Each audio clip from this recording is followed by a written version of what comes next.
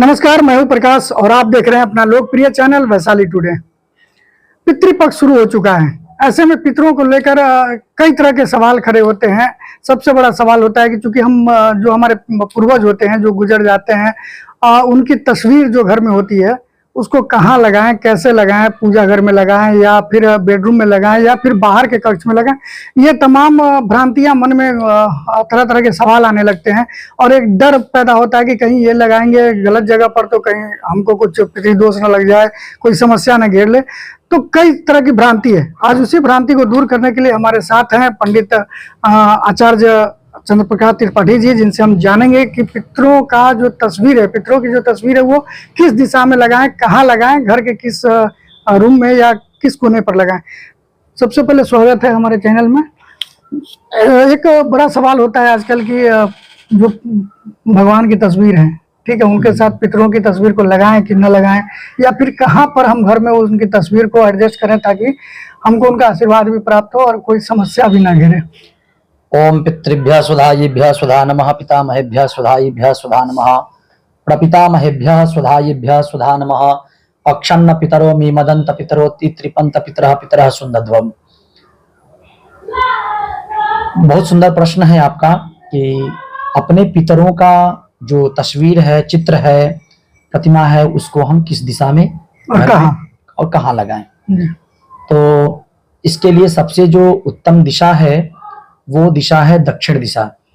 और दक्षिण दिशा में भी ये ध्यान देना है कि दक्षिण मध्य और नैऋत्य ये दोनों के मध्य में हम अपने पितरों की तस्वीर को लगाएं, ताकि उनका पूजन करने के समय, उनका दर्शन करने के समय हमारा जो मुंह हो वो दक्षिण की तरफ हो और पितरों के तस्वीर का जो मुख हो वो उत्तर की तरफ हो। और इसी में कहीं कहीं भ्रांतियां लोग नहीं समझ पाते हैं। इसमें करते क्या है कि उत्तर दीवार पे लगा देते हैं और पितरों के मुख को दक्षिण की तरफ कर देते हैं। और तो ऐसा बिल्कुल भी ना करें। हमेशा पितरों का जो तस्वीर है वो दक्षिण दीवार पे लगाएं, ताकि पितरों की जो तस्वीर हो वो हमारी तरफ हो, मतलब उत्तर की तरफ हो, और हमारा मुख दक्षिण की तरफ हो।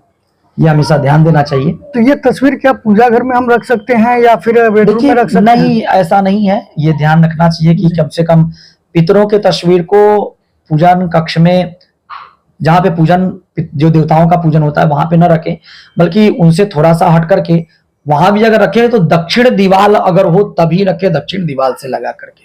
लेकिन देवताओं के समकक्ष पितरों का तस्वीर नहीं लगाना चाहिए, ये शास्त्रीय नियम। बेडरूम में भी नहीं लगाना चाहिए? बेडरूम में भी नहीं लगाना चाहिए। बीच में आप हॉल में लगा सकते हैं, और लेकिन ये ध्यान है दक्षिण दीवार ही होना चाहिए।